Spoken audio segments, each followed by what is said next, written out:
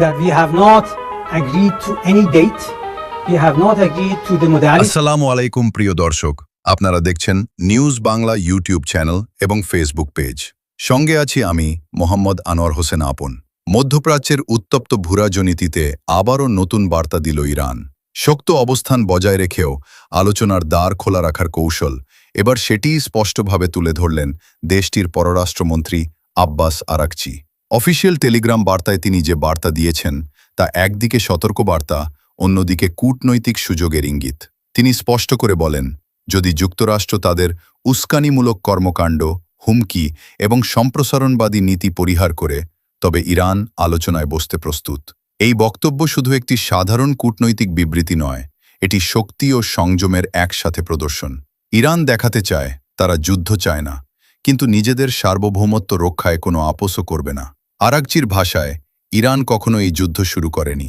এই লাইনটি আন্তর্জাতিক মহলের জন্য একটি গুরুত্বপূর্ণ বার্তা, কারণ এতে বোঝানো হচ্ছে সংঘাতের দায় তাদের নয়, বরং প্রতিপক্ষের আগ্রাসী অবস্থানের ফল।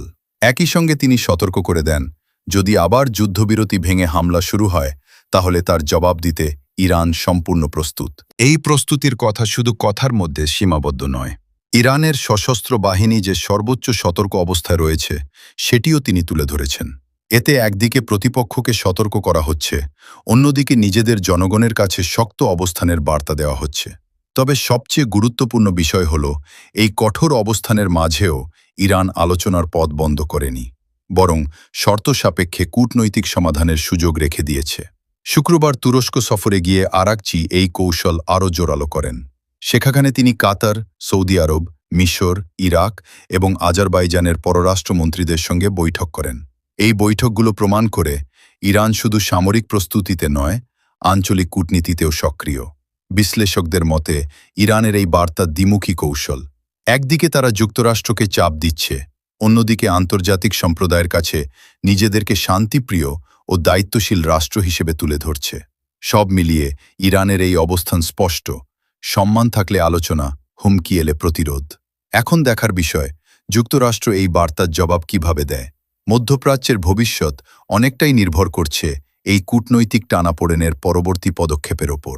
সুপ্রিয় দর্শক, ইরানের এমন সিদ্ধান্তে আপনার কি মতামত জানান কমেন্টের ঘরে। আর এ ধরনের তথ্যপূর্ণ ভিডিও প্রতিনিয়ত দেখতে আমাদের নিউজ বাংলা চ্যানেলটি সাবস্ক্রাইব করুন এবং ফেসবুক থেকে দেখে থাকলে ফলো দিয়ে সঙ্গে থাকুন। দেখা হচ্ছে পরবর্তী ভিডিওতে। ততক্ষণ মহান আল্লাহ তাআলা আমাদের সকলকে ভালো রাখুক, সুস্থ রাখুক। আল্লাহ হাফেজ।